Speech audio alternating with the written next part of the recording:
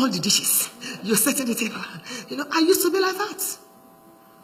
And one day my husband, I went to a conference like this, and someone said something like this several years ago. I think about 28 years or something ago. So I got back home and I set the table and I was sweating. And my little son came up and said, "Mom, who are we expecting?" I said, "It's your dad." He said, "Dad, is it that important?" So even the children are watching because they are innocent learners. How do you set your husband's table? Do you dish it out? Some of you have beautiful dishes. You stack them up for Jehovah wickedness people. So come and inherit after the rapture. The same plate your husband has been using to eat since Canada was founded. It's still the same plate. It's old, it's rickety, it's still the same plate. Same set of cutlery. Excuse me, go out and change. Go out and change and buy new sets and change regularly. My husband's seat is different. I'm a pastor's wife. My dining set has 14 chairs. We always have a crowd. My husband's seat is different, and you dare not sit on it. He's a king in this kingdom. He faces his pressures and ministry and all that. So when he comes home, I want him to come to his kingdom, his empire, with expectation. His tension is bursting. He's happy. He's looking forward. When last did you receive your husband or welcome him with a bouquet in your hand? At the door.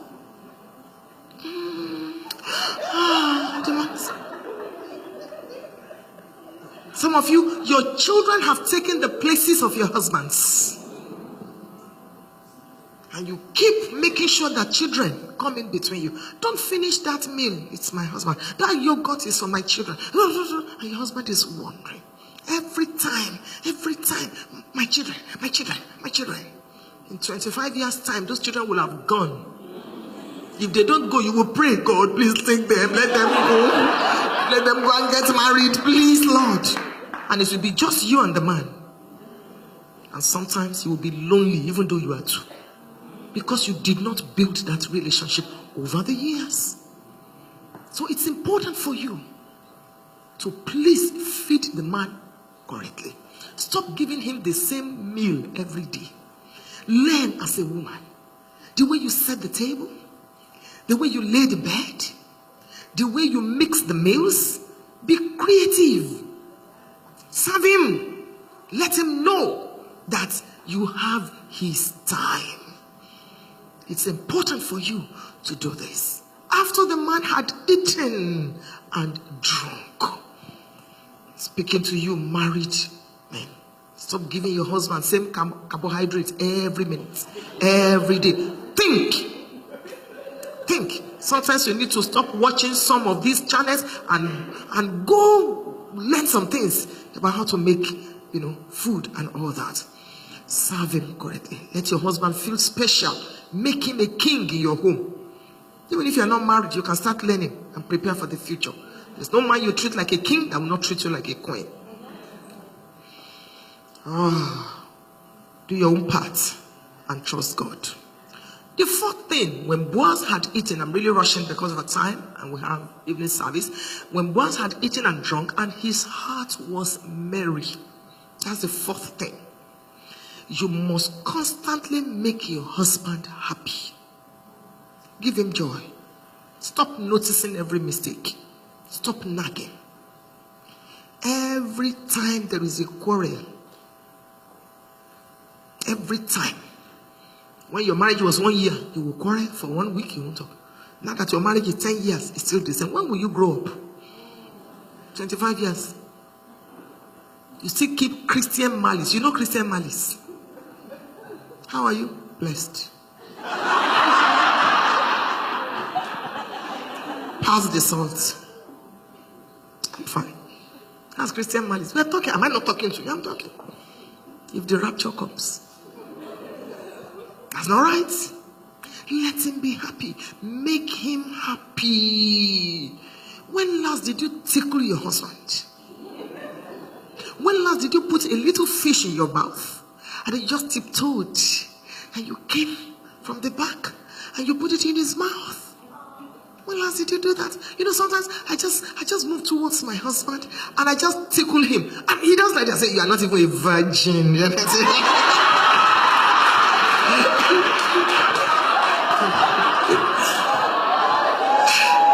Just to make him laugh. Just to make him happy. When last did you do that? When last did you pillow your head on your husband's chest while he's watching Arsenal and Barca? When last? You stay in the kitchen for 2 hours. What are you cooking? You can't even come around. That's why as a woman you must improve on yourself. You must know a little about everything. Isn't that your husband and your children are discussing? I see. What did you see? You can't even contribute anything. I see. You don't even know the name of any club. You don't even know. And they say Barcelona, say, is it the wife of Obama?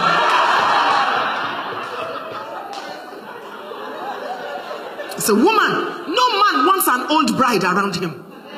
You must keep improving on yourself. Even if you're a great grandmother, you're somebody's wife. And it is your responsibility to make that man happy. Make him laugh. Stop dwelling on all his mistakes. Be happy. Sometimes my husband puts me on his back, and all that. Sometimes I try to put him on my back. He's bigger than me, I just want to call forth the little boy on his inside. Come out. Come and laugh. Come, and all that. I was watching you, your body language. And I said to myself, they are truly happy. If you're happy, you can't hide it. You see some couples? The woman wants to speak to them. Yes. They're always looking straight. What is wrong with you? Why did you get married? Marry your friend. It's not every time you have sex. I've been married 31 years. It goes down after some time. I'm telling you, if your life is based on sex, you've lost it. So there must be other things that will keep the marriage going. As the man ages, the generator is also...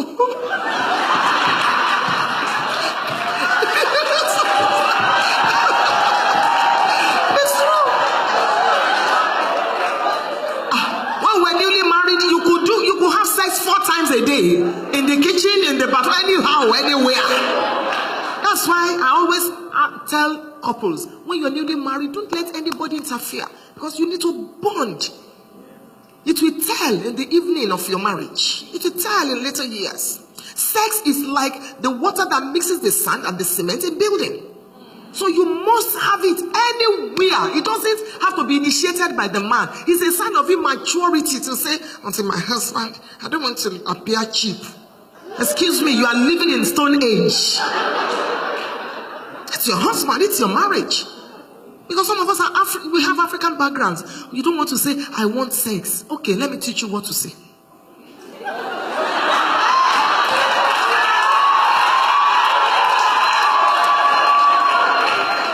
As you are serving, maybe you're serving his food or something, just whisper to him in case the children are there. I want a flight to Jerusalem tonight.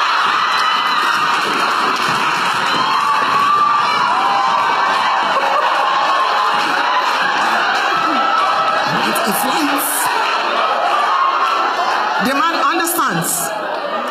Or you say to him, tonight, I'd like you to make deposit without withdrawal. He knows what we're talking about. Coin your own language.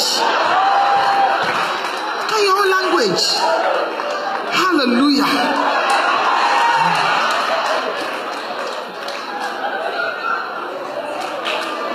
Why are you laughing? Be spiritual now. Be spiritual.